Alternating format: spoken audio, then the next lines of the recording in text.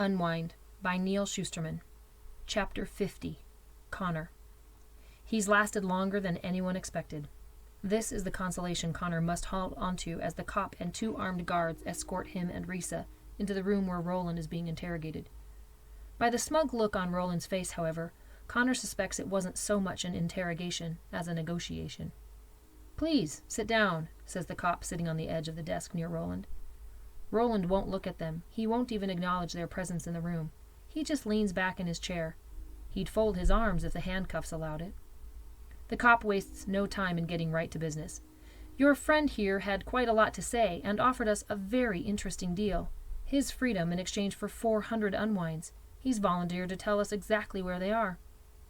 Connor knew Roland would give him and Risa up, but giving up all of them? That's a new low for Roland.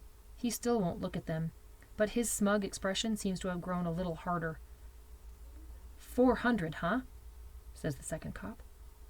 "He's lying," says Risa, her voice remarkably convincing. "He's trying to trick you.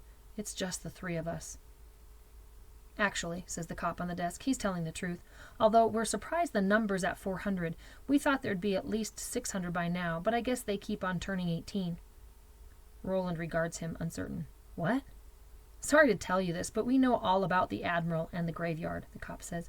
"We've known about it for more than a year." The second cop chuckles, amused by the dumbfounded look on Roland's face. But why don't we come round them up?"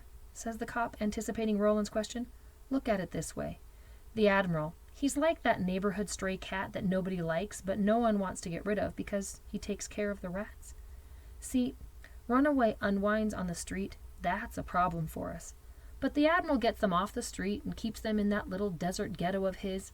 He doesn't know it, but he's doing us a favor. No more rats."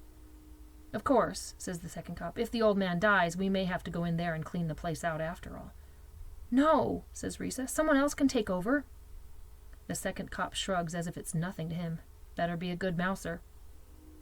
While Roland can only stare incredulously as his plan crumbles, Connor feels relief, and maybe even a bit of hope.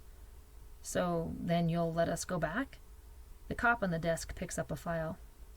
"Afraid I can't do that. It's one thing to look the other way, but quite another to release a criminal." Then he begins to read. "Connor Lassiter, scheduled to be unwound the 21st of November, until you went AWOL. You caused an accident that killed a bus driver, left dozens of others injured, and shut down an interstate highway for hours. Then, on top of it, you took a hostage and shot a juvie cop with his own tranq gun." Roland looks at the cop in awe. "He's the Akron AWOL?" Connor glances at Risa, then back to the cop. "Fine, I admit it. But she had nothing to do with it. Let her go." The cop shakes his head, scanning the file. "Witnesses say she was an accomplice. I'm afraid there's only one place she's going. Same place as you. The nearest harvest camp."